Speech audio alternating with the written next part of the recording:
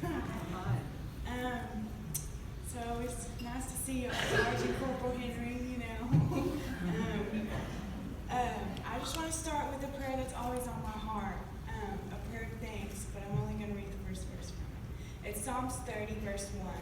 I will praise you, Lord, you saved me from the grave. The beginning of my life was a lot of abuse, mentally, physically, and emotionally. I never had a mother's love. I always wanted, a mother's attention. And with my mom's infidelity, we moved around a lot and my parents got divorced. My dad being my best friend and my mom never giving me attention, I started using drugs at 14 years old. All I ever wanted was a mother's love. I started smoking weed and doing ecstasy. When I moved out of my dad's house, my freshman year, trying to give my mom a second chance, I moved to the Metroplex, where I went to 3 different high schools in one semester. At 16, my mom sent me back home on a Greyhound bus by myself because I refused to go to that 3rd school. All she ever cared about was what my sister was doing and the things that she was going to be accomplishing. So I moved in with my grandparents. At the age of 17, I fell in love with who I thought would be the love of my life.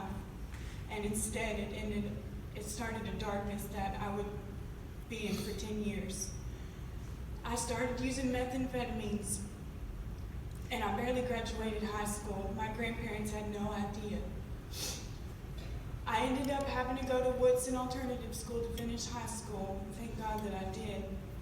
I moved out of my grandparents' house before finishing and moved in with her. After that, I tried to get clean and moved to Eastland, another abusive relationship, and a whole lot more moving. In 2015, I was brutally raped by 2 men and left on a front yard where I had OD'd.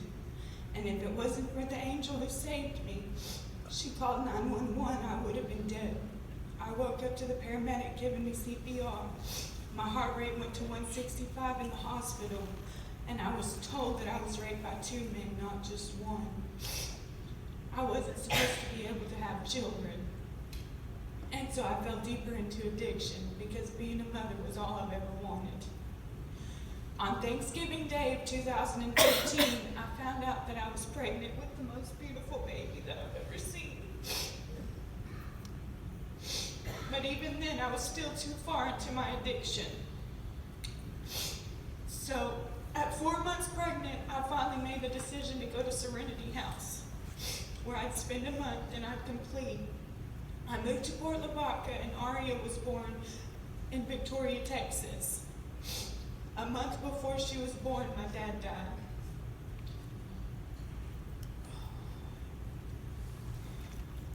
Sorry.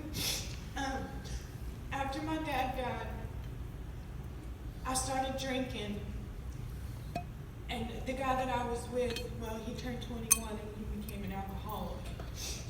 So I called my grandma on about November 3rd when Aria was 3 months old. And I asked him to come get me. I was doing great. I was working at Miguel's. I got my own place. I got a car. And I was paying my own bills. I had finally accomplished independence after so long. Well, you know what they say about hanging out with your old crew. Don't. I stayed clean for so long, but I had got back with the one I was with in high school. And I lost everything. I relapsed July of last year. I lost everything slowly but surely. My house, my car, my child, and my dignity, my whole world. On March 3rd of 2018, I was swarmed by task force walking down the street. They arrested me for a stop sign, felt the warrant, and I ended up with a felony 2 manufacturing and distributing charge. Psalms 30 verse 11 says, "You have turned my sorrow into joyful dancing, and no longer am I sad." Because then and only then I finally got to sit down and know God. I was in county for 2 months, and my grandma had mentioned to me about new beginnings. they had gone to church or growth group with Missy at Aldersgate. And so I called Missy and she came to the jail. And I'll never forget my interview when she said, "Now you know you can't have that hair color." It was metallic purple. Even then I was still debating if I was going to go or not, because I didn't know if I was ready to have a mom, to have that guidance and that stability that I've never had my whole life. I was scared. And so the day I got out of jail, I walked all the way to probation. And if anybody knows where that is from Taylor County, it's kind of far. I went back and forth, but after I got done with probation, I called Missy and I asked her to come get me. Well, it's annual garage sale season, you know, so that gets kind of busy. I sat there for about 30 minutes and I called her back. Well, she had to go pick up Savannah right before, and I got forgot about. But she did come and get me. Thank you. As of today, I started Faith Works of Abilene on August 27th. And I asked my grandma if she would get certified to minister in the prisons with me, and she did, so she could be there with me to give my testimony to the people who need to see the same hope that I've got. I now have an internship at Serenity House, the place that has saved my life once before, as a chemical dependency tech.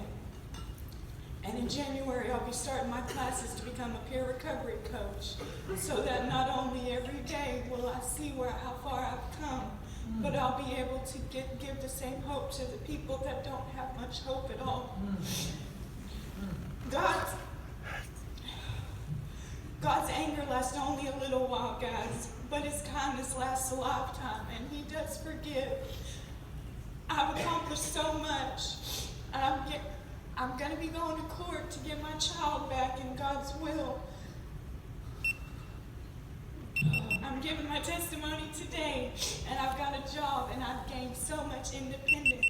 I've got a mom that I've never had before, you know, and I've got so many sisters in this program, and every one of them like to give me a hard time, but that's okay. This program has truly been a blessing, and I appreciate every one of y'all for being here. Thank you.